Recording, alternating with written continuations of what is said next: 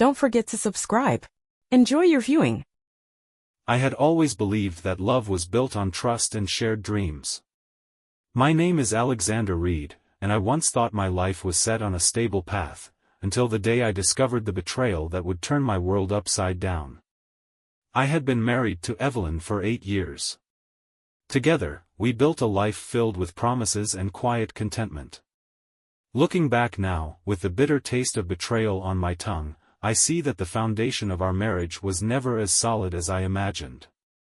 It began with a series of subtle changes. Evelyn, who had always been warm and attentive, slowly withdrew into herself. Her laughter, once a constant melody in our home, grew quieter and more reserved. I attributed it to the stress of her new job and the weight of our shared responsibilities, never suspecting that beneath the surface, a storm was gathering. In the midst of this quiet drift, a mysterious figure entered her life, a charming and enigmatic man named Marcus Hayes. Evelyn described Marcus as a supportive friend, someone who understood her in ways I could not. But as days turned into weeks and weeks into months, the distance between us widened immeasurably. One fateful evening, while I was working late at the office, I decided on an impulse to leave early and surprise Evelyn. I crept into our home, expecting to catch her in a moment of tenderness, only to find her in an intimate embrace with Marcus, hidden in the shadows of our living room. In that split second, the world around me shattered into 1,000 fragments. I stood frozen, my heart pounding, struggling to comprehend the scene before me. The man she had trusted and the woman I had loved were now entwined in a betrayal I never saw coming. In the days that followed, I was engulfed by a maelstrom of emotions. Anger, hurt, and disbelief collided inside me, creating a turmoil so intense it left me questioning everything I once held dear. I confronted Evelyn, demanding an explanation. In that raw, painful moment, she confessed to an affair that had taken root long before I had noticed her growing indifference. Her words were a confusing mixture of regret and justification, as if the betrayal were inevitable given the way our lives had evolved. I felt lost, adrift in a sea of shattered trust and broken promises. In search of understanding, I delved deep into memories of our early days together. I recalled the rainy afternoon when Evelyn and I first met at a small coffee shop. Our shared love for literature and music sparked a connection that felt destined to last. We spent countless hours discussing our dreams and fears, and for a time, it seemed nothing could break us apart. Yet somewhere along the way, that magic faded, replaced by routine and unspoken resentments. Perhaps I had been blind to the subtle signs, or maybe fate had chosen this cruel path for us. Determined not to be consumed by despair, I embarked on a journey of self-discovery. I sought solace in long, solitary walks along the river, where the steady flow of water reminded me of time's inexorable passage and the inevitability of change. I began journaling my thoughts and feelings, each entry a small step toward untangling the complex tapestry of my emotions. During these reflective walks, I encountered a wise old man named Jonathan, a retired professor who had witnessed many tragedies in his lifetime. Jonathan shared stories of heartbreak and eventual redemption, teaching me that even in the darkest moments, a glimmer of hope can be found. His compassionate insights urged me to find strength in vulnerability and to allow my pain to serve as a catalyst for growth. Yet, just as I was beginning to gather the scattered pieces of my shattered heart, another twist emerged. One crisp morning, I found an anonymous, handwritten letter slipped under our door. The delicate parchment contained cryptic references to a hidden past and hinted that Evelyn's betrayal was only one part of a far larger, more intricate puzzle. I was both terrified and intrigued. Could it be that the woman I thought I knew was living a double life, entangled in webs of mystery and deception that stretched far beyond my understanding?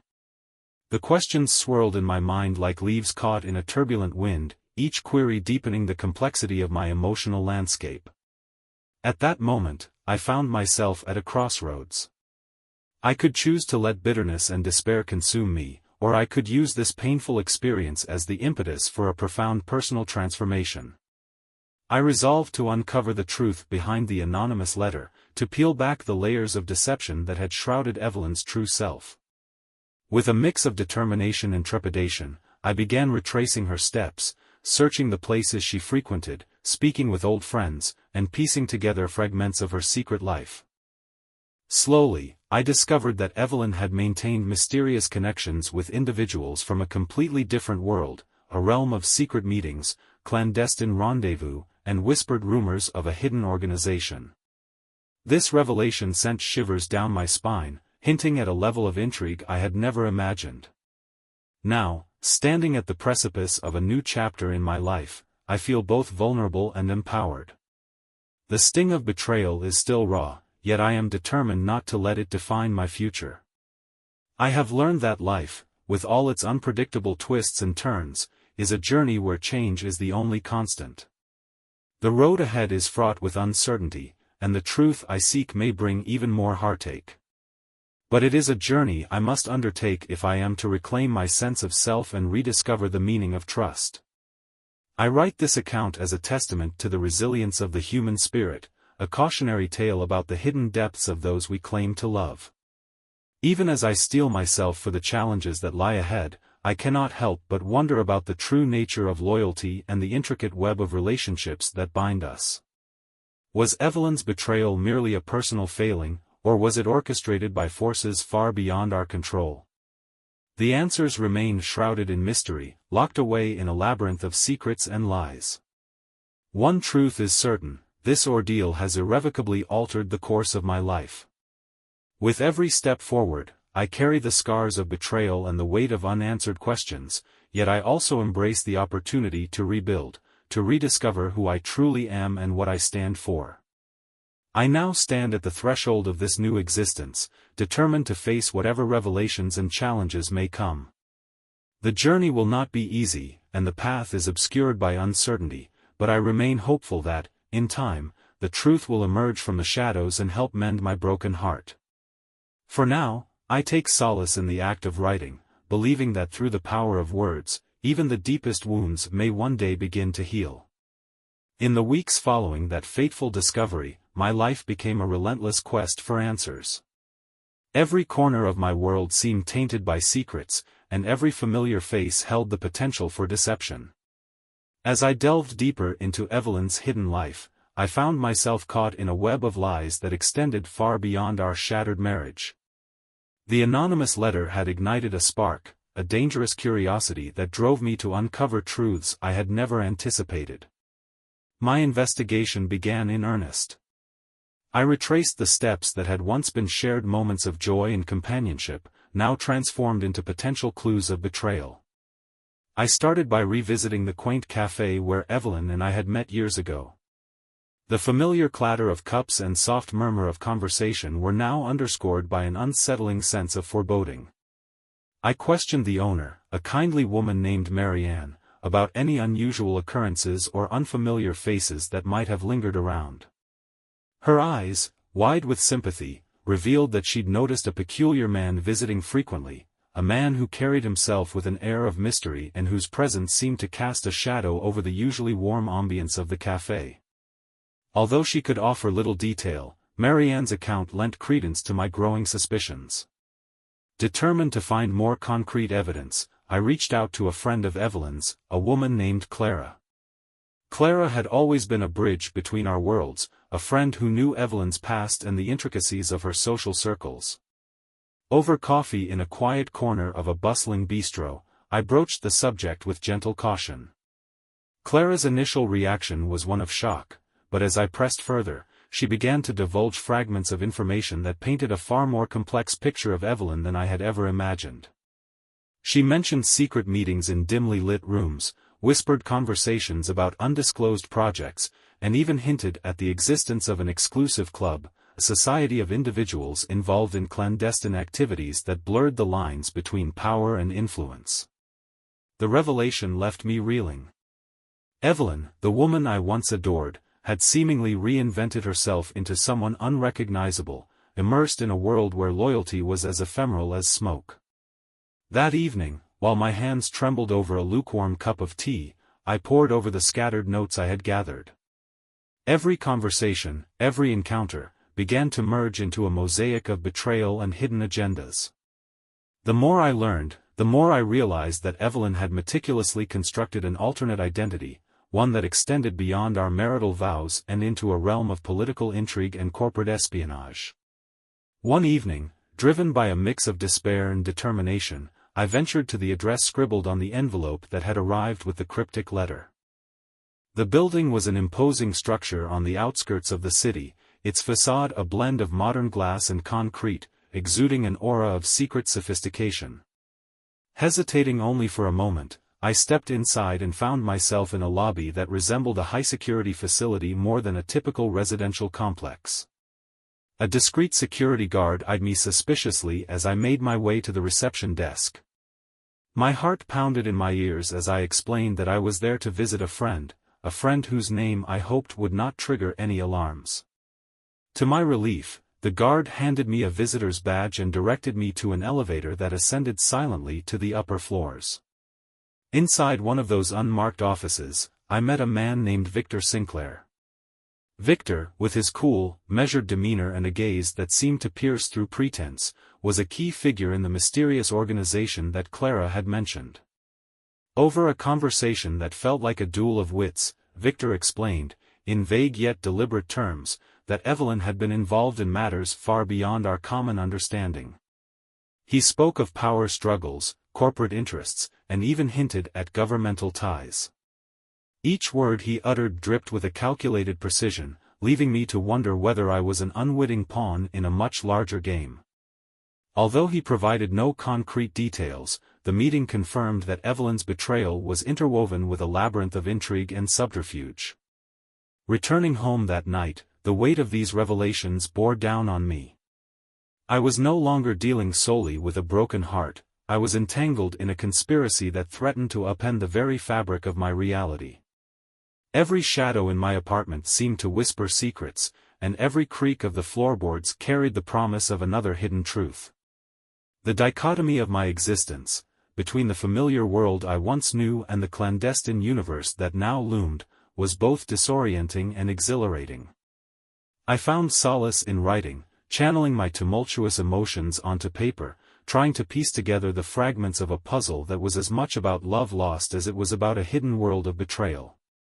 As I sat in the dim glow of my desk lamp, a new envelope arrived, this one unmarked, save for a single symbol, an intertwined V and S. The symbol resonated with the meeting with Victor Sinclair, reinforcing the notion that Evelyn had been part of a shadowy network whose reach extended into corners of the city and beyond. The letter contained a single line, "Not all is as it seems.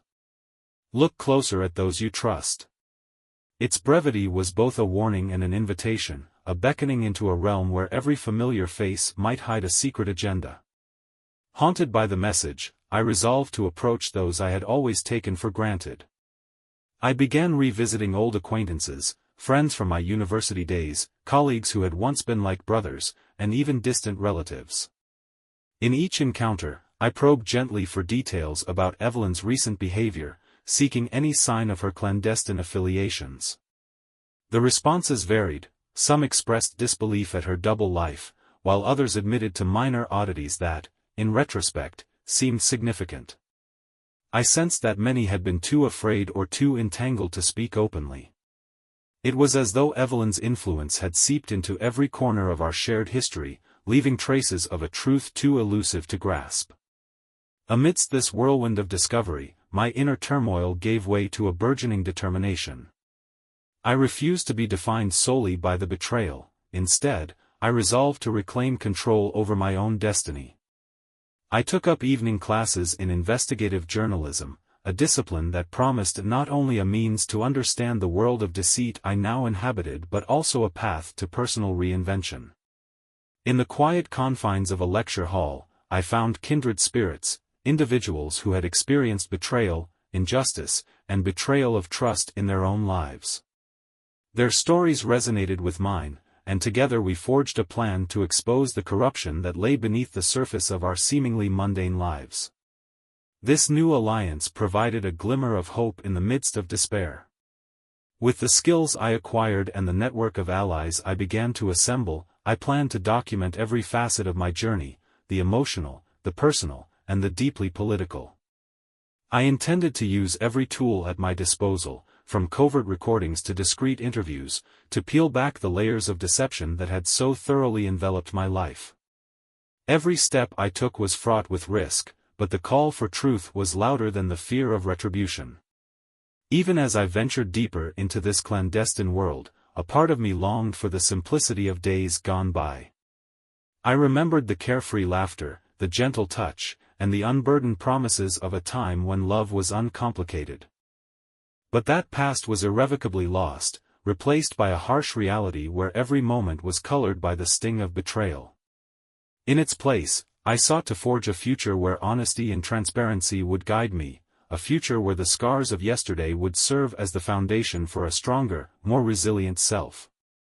As the night deepened and I finally allowed myself a moment of quiet reflection, I understood that the journey ahead would demand not only courage and resilience but also an unwavering commitment to uncovering the truth.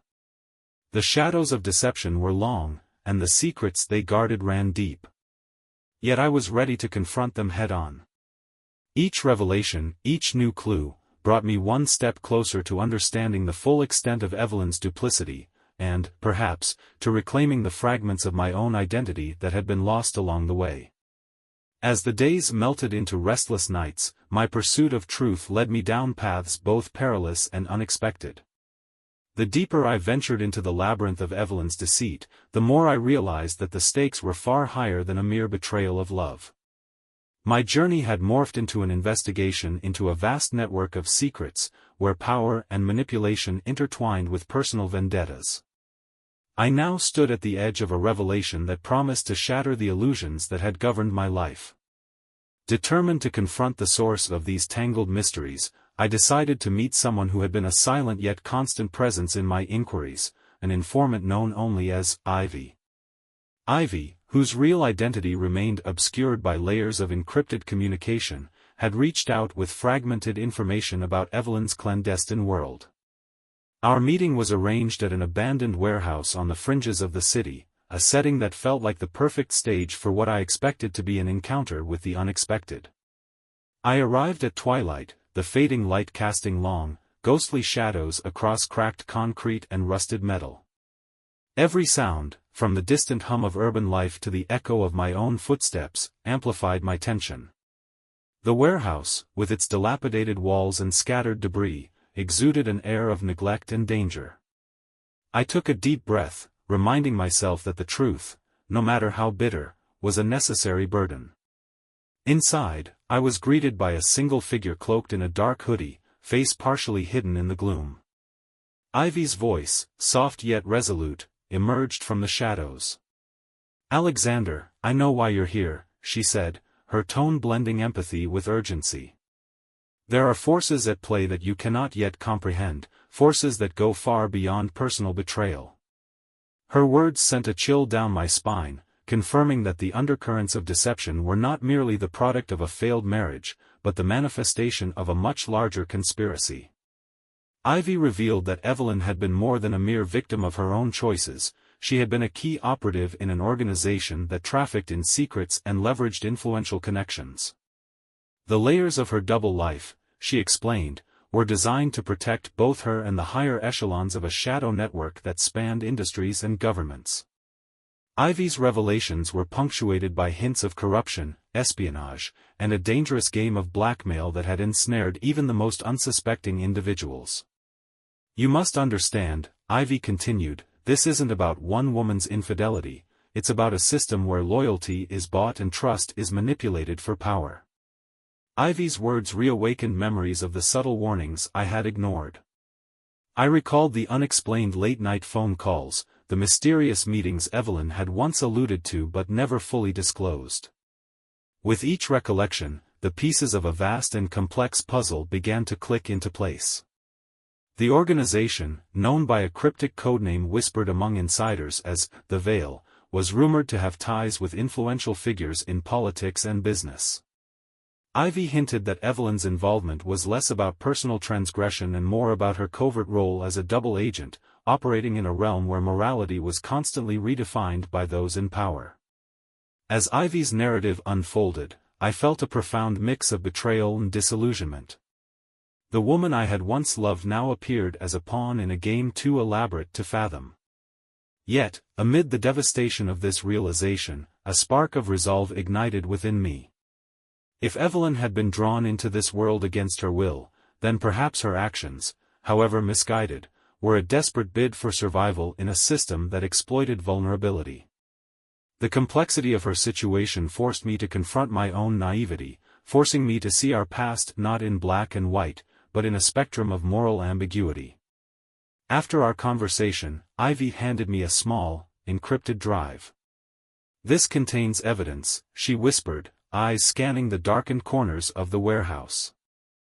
"Documents, messages, proof of the network's existence and of Evelyn's involvement.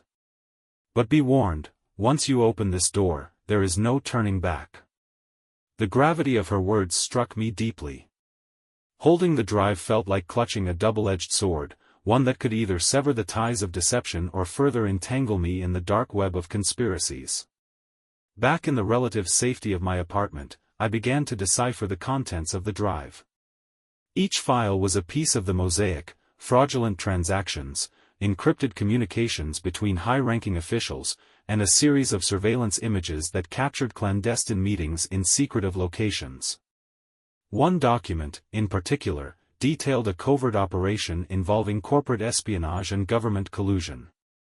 The more I uncovered, the clearer it became that Evelyn's actions were intricately linked to an organization that thrived on secrecy and manipulation. The shock of her betrayal now mingled with the horror of a systemic abuse of power that reached into the highest circles of society. Yet, amid this labyrinth of revelations, a persistent question gnawed at me: why had Evelyn chosen this dangerous path?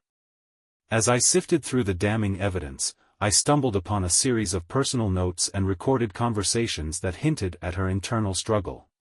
In one fragmented recording, her voice trembled as she spoke of being coerced, of facing threats that left her with no choice but to cooperate with the Veil. It became increasingly evident that her infidelity was not solely a betrayal of our marriage but a desperate act under duress, a choice forced by circumstances far beyond our control. The realization was a bitter pill to swallow. I grappled with conflicting emotions. The rage of a betrayed husband clashed with a growing empathy for a woman caught in an inescapable trap. My anger began to cool, replaced by a determination to unearth every hidden truth, not just about Evelyn, but about the organization that had ensnared her. I resolved to expose the Veil for what it truly was: a network built on exploitation, manipulation, and the erosion of individual agency. In doing so, I hoped not only to vindicate my shattered sense of self but also to liberate others who might unknowingly be trapped in similar webs of deceit. Armed with the evidence and a newfound resolve, I reached out to an old acquaintance, Detective Michael Torres, whose investigative instincts were as sharp as his sense of justice. Over a series of clandestine meetings, I shared my findings and my growing suspicions about the Veil. Detective Torres, a man with a reputation for relentless inquiry and unwavering integrity, listened intently. His expression hardened as he reviewed the documents, and he agreed that there was enough here to warrant a full-scale investigation. "This is bigger than any one of us," he warned, his tone somber. "If we're going to take on an organization like this, we need to be meticulous, strategic, and, above all, prepared for the consequences." As the alliance between us began to take shape, I found solace in the idea that perhaps, in exposing the dark underbelly of this network, I could finally reclaim a sense of purpose. The confrontation with the truth was nearing a critical juncture, and the line between personal pain and public justice blurred in a haze of determination. My journey had evolved from one of self-discovery into a crusade against the corruption that had infiltrated every facet of life. Standing on the precipice of this dangerous new phase, I couldn't help but wonder what lay ahead. Every step forward was fraught with uncertainty, yet the drive to reveal the truth burned with an intensity one had never known. The echoes of betrayal and manipulation resonated deeply within me, fueling a resolve that would carry me into the unknown. With every secret uncovered, every alliance forged, I edged closer to a confrontation that promised to redefine not only my future but the very fabric of the society I once believed in. In the quiet before dawn, the city lay shrouded in a mist of uncertainty, a fitting veil for the ultimate confrontation that was about to unfold. I, Alexander Reed, had come to a point where every secret, every lie, and every betrayal had converged into one final moment of reckoning. The evidence I had gathered against the veil and the truth about Evelyn's coerced entanglements were now a blazing beacon that could no longer be ignored. I had allied myself with Detective Michael Torres and several trusted confidants, and together we had devised a plan to expose the corrupt network and bring its puppeteers into the harsh light of justice. The night had been long and full of tension as we prepared to infiltrate the headquarters of the Veil, a seemingly impenetrable fortress of modern design nestled on the outskirts of the city. The building's reflective glass facade masked the dark undercurrents within, a stark contrast to the stark reality that we knew lurked inside. Every step toward that building was fraught with risk, yet the burning need for truth overrode my fear. I recalled the many sleepless nights spent poring over decrypted documents and covert recordings that painted a damning picture of collusion between corporate elites and government officials. Now, the time had come to put an end to this insidious network once and for all. As our small team gathered near the perimeter, Detective Torres laid out the final details. "Remember," he warned in a hushed tone, "we're not just dealing with criminals. We're up against a system that has its claws deep in every aspect of society. We must be swift, precise, and above all, united." His steady gaze bolstered my resolve, reminding me that this was not only about personal vengeance, but about dismantling a structure that had exploited countless lives. With the coordinated precision of a well-rehearsed operation, we moved under the cloak of darkness toward our objective. Inside the labyrinthine corridors of the building, every room was a silent testament to secrets kept at any cost. We encountered minimal resistance, a silent alarm triggered only a handful of times, quickly subdued by our pre-planned countermeasures. My heart hammered as I navigated the cold, clinical hallways, my mind racing with memories of the love I had once shared with Evelyn and the crushing weight of betrayal that had set me on this path. Every shadow seemed to whisper the names of those who had been complicit in these crimes, and every closed door promised a revelation that could shatter the remaining illusions of safety. Our team eventually reached the central control room, a high-tech nerve center where the inner workings of the Veil were orchestrated. In the center of the room stood a sleek desk, behind which sat a man whose presence exuded an air of authoritative menace. This was the mastermind, Victor Sinclair, whose earlier encounter had left me with more questions than answers. His cool demeanor had been a mask for his true intentions, and now, confronted with the resolute eyes of Detective Torres and the evidence streaming onto our hacked screens, his facade began to crumble. A tense silence filled the room as I stepped forward. "Victor," I said, my voice steady but laced with an undercurrent of sorrow and determination, "you used my wife, manipulated her into a corner, and orchestrated a web of lies that has hurt so many. Today, it ends." My words echoed in the sterile room, a final indictment of the moral corruption that had seeped into every corner of our lives. Victor's eyes narrowed, and for a moment, it seemed as if he might offer a defense. Instead, he let out a bitter chuckle that resonated with resignation. "You think you've uncovered everything?" he sneered. "There is always another layer, another player. The system is vast, and your little crusade is nothing but a drop in the ocean." But it was in that moment of defiance that the tide began to turn. With a swift motion, Detective Torres signaled to our team. The door burst open, and a cadre of officers stormed into the control room, seizing Victor and the evidence that had been his lifeline. The screens around us flickered as the full extent of the Veil's illicit operations was transmitted live to a national news network. In that broadcast, every secret document, every damning recording, and every carefully concealed act of corruption was laid bare for the world to see. The impact was instantaneous and profound.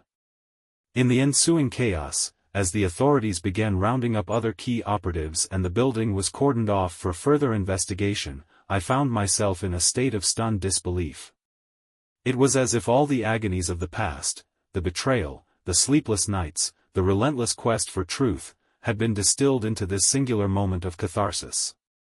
I had started this journey seeking revenge, only to discover a greater purpose, the pursuit of justice not just for myself, but for every individual ensnared by the deceptive machinations of power.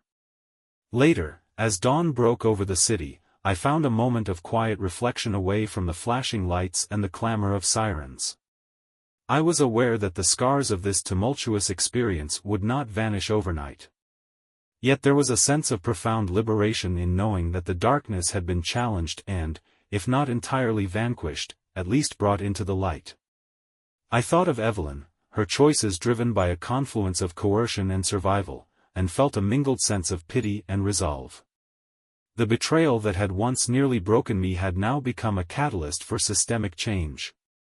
I resolved to channel my pain into advocacy, working with reformers and truth-seekers to ensure that no other life would be so callously manipulated by the invisible strings of corruption. In the months that followed, as the veil unraveled under the scrutiny of a united investigative force, I began to rebuild the pieces of my life. The journey was arduous, marked by moments of doubt, regret, and the bittersweet remembrance of what once was. I encountered others who had been similarly betrayed by forces beyond their control, and through these shared experiences, I found a semblance of community and healing. I started speaking publicly about my ordeal, not as a tale of vengeance, but as a testament to the resilience of the human spirit in the face of systemic injustice. Looking back now, I realized that every twist and turn of this harrowing journey was an essential thread in the tapestry of my transformation. The final reckoning was not simply about dismantling an organization or avenging a broken heart, it was about reclaiming my identity and reaffirming the belief that truth, no matter how deeply buried, will eventually come to light. As I pen these final words, I am imbued with a cautious optimism, a belief that even in a world rife with deception, the courage to confront darkness can ignite change. The road ahead remains uncertain, and the fight against corruption is far from over. Yet, in that moment of final confrontation, I discovered a power within me that I never knew existed, a power forged in the crucible of betrayal and tempered by the relentless pursuit of justice. And so, as I step into the light of a new dawn, I carry with me not only the scars of the past but also the hope of a future where truth and integrity prevail.